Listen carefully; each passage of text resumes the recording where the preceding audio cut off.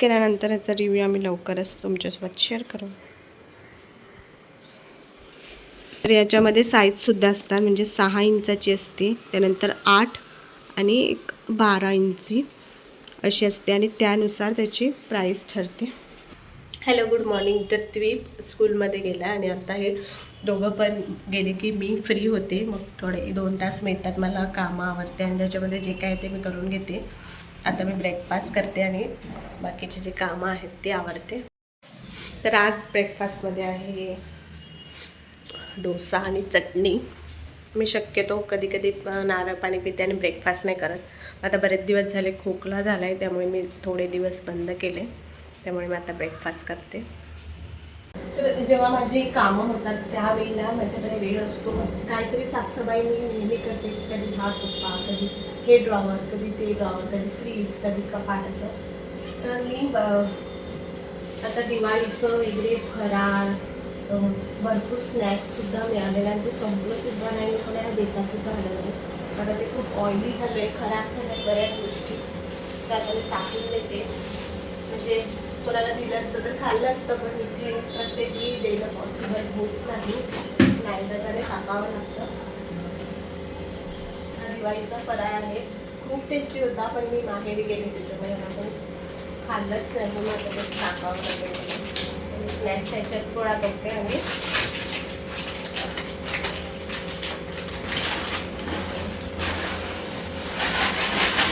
स्टेशनला एक टोस्ट खाली असं दुकान होतं, तिकडची मी हे घेतलं होतं, पण ती क्वालिटी अजिबात चांगली नाही निघाली.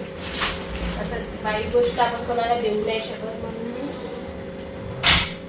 म्हणून मी हे सुद्धा आता टाकते. ज्या दिवशी मी आणलं त्या दिवशीपासून हे चांगलं नव्हतं.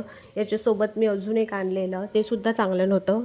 म्हणजे संपवलं नाही अशातला भाग नाही. नंतर मी विचार केला की ही अशीच पॅकिंग ठेवते, ज्यावेळी मी शॉपमध्ये जाईल त्यावेळेला सांगेल की ह्याची क्वालिटी अजिबात चांगली नाही. पण मला तिथे जाणं झालंच नाही.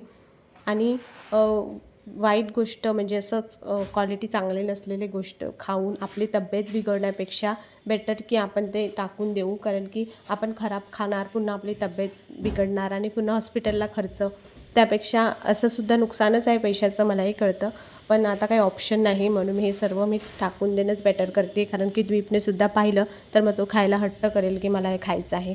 त्यापेक्षा मी आता हे सर्व टाकून देते. कधीच जर मी गेलीच त्या शॉपमध्ये तर सांगेल त्यांना की ह्याची क्वालिटी अजिबात चांगली नव्हती. झाली सकाळी हेअर वॉश करायचं राहून गेलं, कारण की द्वीपच्या पप्पांची गाडी खराब झाली, त्यामुळे सोडायला सकाळी घाईघाईमध्ये गेली. आता द्वीपला घ्यायला जाते मी स्कूलमध्ये. तर मी निघते आता आणि दूध वगैरे मी आधीच आणून ठेवले, म्हणजे द्वीपला घेऊन जायला नको. कारण की मग पुन्हा उशीर होतो यायला, त्याला भूक लागते, मग त्याचं झोपायचं थोडंफार डिस्टर्ब होतं.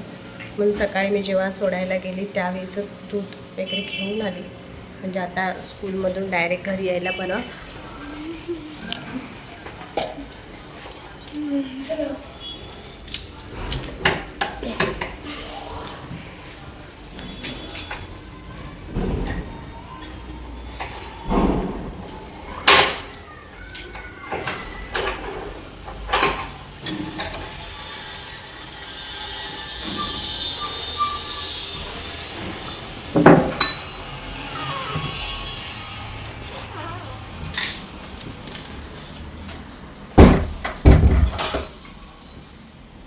ID पण काढ. आज केली, प्रॅक्टिस केली का ॲन्युअल डेची? नाही केली का? काय झालं? काय खरंच?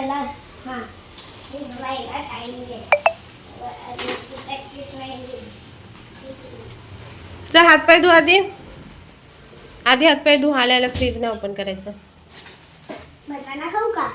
कच्चा आहे ना, आधी हातपाय धु मग खा.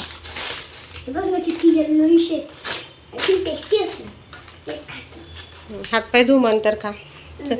तर द्वीप 12:30 ते 1 वाजेपर्यंत झोपतो आणि त्यानंतर मी माझं जेवण करते.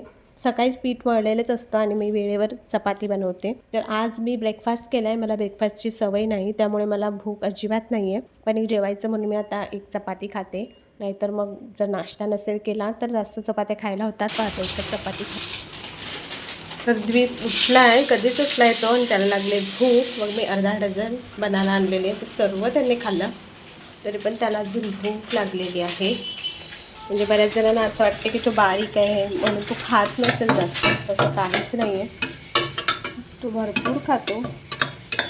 आता नंतर त्याने ऑरेंजसुद्धा खाल्लं, पोट नाही भरलं म्हणून आता त्याला फ्रूट्स सर्व संपले. आता एकही फ्रूट्स नाही मिळत म्हणून शिरा बनवते. थोडासा शिरा बनवून झालेला आहे. द्वीप बोलतो की मी आल्यानंतर खाईल. थोडा वेळ त्याला गार्डनला खेळायला जायचं आहे, तर आता त्याला खाली सोडून येते मी. द्वीप आता गेलाय खाली आणि तोपर्यंत मी आता जेवण बनवून घेते. त्यानंतर आहे नारळ आणलंय, म्हणजे त्याला भेटलेली भेंडी असतात ती भरपूर आवडतात खूपच. म्हणजे भेंडी बऱ्याच लहान मुलांना सर्वांनाच भेंडी आवडते. ते फ्राय पण आवडते आणि असं सुद्धा आवडते. माझी चटणी बनवेल आणि भेंडी भरलेली बनवेल. तितक्यात पार्सल रिसीव्ह झालं. त्यांना ॲड्रेस मिळतच नव्हता, मग मी बाहेर चाललेली. त्यांना म्हटलं थांबा आणि मीही घेतलं. तर मी तुम्हाला सांगितलं की जी हे का आहे एक्झॅक्ट मी तुम्हाला दाखवते. हे आम्ही ज्या कंपनीचं आम्ही गादी मागवलं आहे, त्या मॅट्रेस मागवलं आहे, त्याच कंपनीचं आम्ही मॅट्रेस प्रोटेक्टर मागवलं आहे. तर हे वॉटरप्रूफ आहे, सुपर सॉफ्ट आहे, अँटी ॲलर्जिक आहे. आणि सपोज कधीतरी आपल्या घरात लहान मुलं असली की ती काहीही सांडतात, मग आपण ती मॅट्रेस तर वॉश नाही करू शकत. मग बेटर आहे की आपण याला इझिली काढून हे वॉश करू शकतो.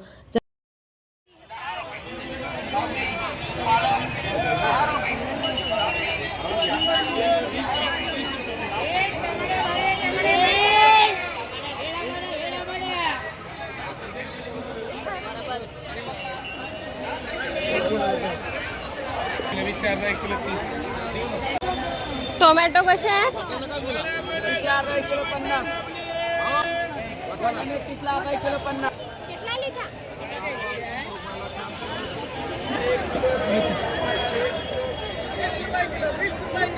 कितीला आहे?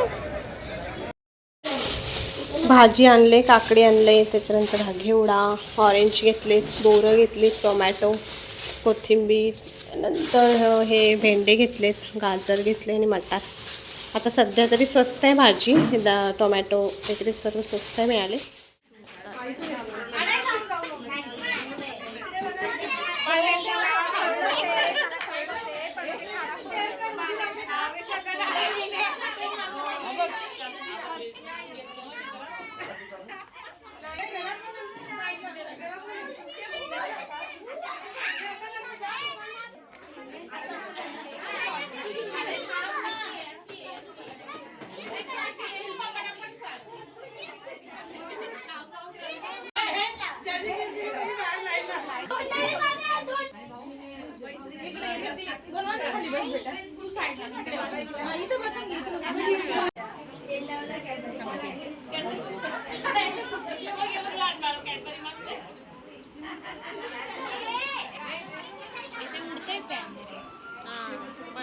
तुम्हाला काय बाहेर जायचंय?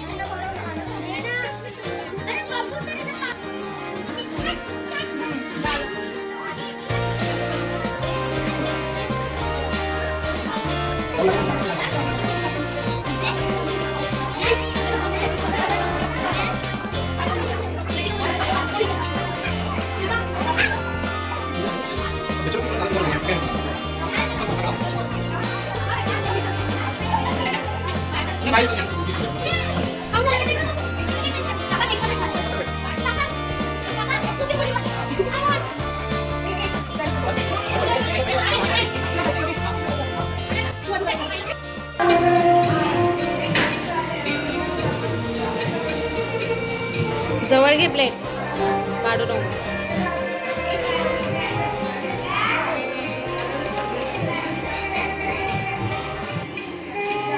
मी आली बड्डेवरून लवकर आली कारण की जेवण थोडं बाकी आहे माझं.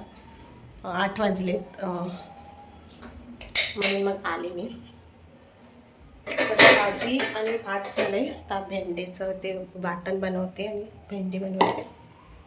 त्याच्यामुळे आता भात दिले. हे भेंडी फ्राय, भरलेली भेंडी, त्यांची चटणी आणि भाजी आहे. तर जेवतो. तो जास्त जेवणार नाही कारण की त्याने शेवपुरी खाऊन आला तो भरपूर.